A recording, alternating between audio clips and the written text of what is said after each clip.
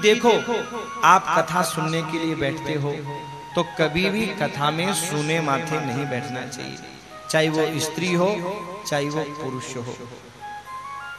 सजनों, चाहे वैधव्य जीवन जीने वाली माता क्यों न हो, उसे भी सूने माथे नहीं रहना चाहिए, टीका अवश्य लगाना चाहिए। राजस्थान की परंपरा है, पति के जाने के बाद माथे में तिलक नहीं लगाते, रोली नहीं लगाते। पर सजनों, हमारे वैष्णव संप्रदाय में श्री का तिलक करते हैं। किस लिए? किसके नाम का? अपने परमात्मा के नाम का, ठाकुर के नाम का। हमारा पति, जिसको आप पति मानते थे, वो तो एक नकली फोटो थी। असली पति तो परमात्मा है, हमारे भगवान है। हाँ? अगर शरीर वाला पति दुनिया से चला गया और पति के प्रति अश्रद्धा हमारी हो गई, उस परम पिता परमात्मा रूपी पति के प्रति हमारी श्रद्धा नहीं है, तो सजनों फिर हमें उस परमात्मा की भक्ति प्राप्त नहीं हो सकती। इस संसार वाली फोटो की सेवा भी हम किस लिए करते हैं? उस असली परम पिता परमात्मा पति को प्रसन्न करने के लिए। हाँ? और जब वो मिल गया तो फिर दूसरी इस मूर्ति की सेवा करने की कोई आवश्यकता। देखो, अगर उसके प्रति सच्चा भाव हो जाए, मीरा की तरह। मीरा का विवाह तो हुआ, पर मीरा का भाव उस परमात्मा रूपी पति के प्रति इतना था कि उसे संसार के पति की सेवा करने का कोई औचित्य नहीं था, कोई मतलब नहीं। अपनी उस असली पति में हमारा वो भाव नहीं बन सकता, इसलिए हमें इस पति की सेवा करनी पड़ती है। अगर वो भाव बन जाए तो कोई टेंशन वाली बात नहीं है, पर वो भाव बन नहीं सकता, इसलिए हमें इस पति का सहारा लेना पड़ता है।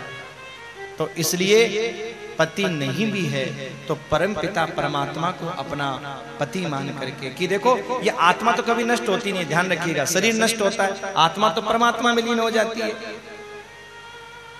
तो मीरा की तरह हमेशा इस बात का ज्ञान हर स्त्री पुरुष को होना चाहिए कि हम आत्मा उस परमात्मा के अंश हैं और वो परमात्मा हमारा पति है। सबका पति वो परमात्मा है, सबका।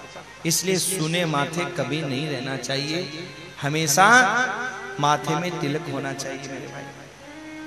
चाहे कथा सुनो, चाहे व्यापार करने जाओ, चाहे घर से बाहर जाओ, तिलक होना चाहिए। हमारी दो पहचान है, एक तिलक एक शिखा, ये दो पहचान है हमारी।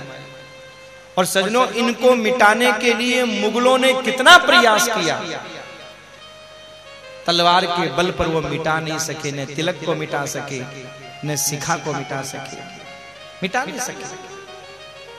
पर अंग्रेजों ने बल का प्रयोग नहीं किया, अंग्रेजों ने छल का प्रयोग किया। उन्होंने इस सूत्र को अपनाया जो हमारे शास्त्रों में लिखा था कि जैसा खाओ अन्न वैसा होए मन, जैसा पियो पानी वैसी बोलो बानी। अंग्रेजों ने सजनों हमारा खान पान बदला, हमारे पीने का तरीका बदला, किसी को कुछ बोलने की आवश्यकता नहीं पड़ी। सबने अपने तिलक माथे से साफ कर लिए और चोटी अपने आप कटा करके फेंक दी। महाराज बोलना ही नहीं पड़ा। लोगों ने गर्दन कटवा ली थी, लेकिन तिलक और शिखा महाराज नहीं उन्होंने हटाई थी। और बाद में अंग्रेजों ने ऐसा खान पान बदला कि किसी को बोलने की आवश्यकता नहीं पड़ी।